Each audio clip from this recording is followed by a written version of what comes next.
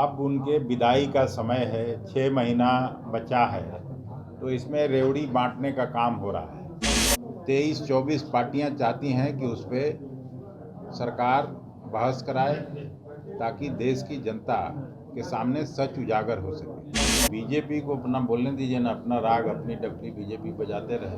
अब उनका विदाई का समय है, यही जान रहे। नमस्कार, मेरा नाम प्रेम है और आप लाइव स्ट्रीम देख रहे हैं। एक और प्रधानमंत्री नरेंद्र मोदी रेलवे स्टेशनों को अपग्रेड कर रहे हैं, तो दूसरी ओर कांग्रेस के जो प्रदेश अध्यक्ष हैं अखिलेश प्रसाद सिंह खूब बरस रहे हैं प्रधानमंत्री नरेंद्र मोदी पर। उतना ही नहीं, बीजेपी की ओर से कहा जाता है कि वो रोजगार मेला के तहत लाखों नौकरियां बांट रहे हैं, पर अखिलेश प्रसाद सिंह साफ शब्दों में कह रहे हैं मेरे जो गृह जिला है या फिर जो पंचायत है वहाँ तो किन्हीं को नौकरियां नहीं मिला। तमाम मुद्दों को लेकर क्या कुछ कर रहे हैं जो कांग्रेस के प्रदेश अध्यक्ष हैं अखिलेश प्रसाद सिंह, पहले आप वो सुने। अब उनके विदाई का समय है, 6 महीना बचा है, तो इसमें रेवड़ी बांटने का काम हो रहा है। लेकिन जो मूलभूत समस्या जिससे पूरा देश का नौजवान, पूरे देश की माँ बहनें जो घर में काम करती हैं, जो महंगाई का दंश झेल रही हैं, जो नौजवान हमारा बेरोजगारी का दंश झेल रहा है, उस पर काम नहीं करके इस तरह का रोज़ अपना सिलापट लगवाना, रोज़ किसी न किसी बहाने न्यूज़ में आना, अब क्या मतलब रह गया है इसका? इससे जो बेसिक समस्या है उसका निदान नहीं कर पाए। जो कुछ भी उन्होंने वायदा किया था देश की जनता से, पिछले 10 साल में उन्होंने कोई काम नहीं हुआ। हर फ्रंट पर ये सरकार विफल रही है, फेल हुई है, यही कहना है हम लोगों को। सर, कहा जा रहा है बीजेपी की तरफ से कि हर बार नौकरी दी जाती है, रोजगार मेले के माध्यम से नौकरियां दी जा रही हैं। अगर आपके गांव में किसी को नौकरी लगी होगी, हम तो 10 साल हो गया, मेरे गांव में, मेरे ब्लॉक में तो किसी को नौकरी लगी नहीं है इनके हुकूमत में। तो मैं तो यही देख रहा हूँ। और जो रोज़ हम 500,000 नौजवान हम लोगों से मिलते हैं, सब रोज़गार की बात करते हैं कि रोज़गार नहीं मिल रहा है इस देश में। इतनी बड़ी कभी भी समस्या नहीं उत्पन्न हुआ आज़ादी के बाद।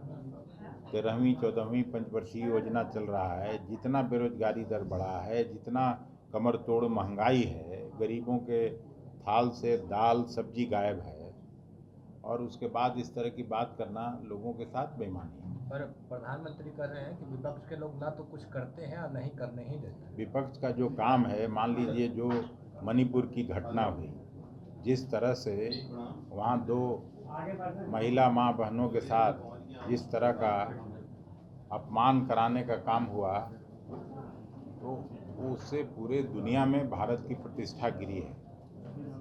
भारत के जमहूरियत पर सवाल खड़ा होता है कि उसी समुदाय से आने वाले वहाँ मुख्यमंत्री हैं, बीजेपी की सरकार है, उनको भी नहीं हटाते हैं।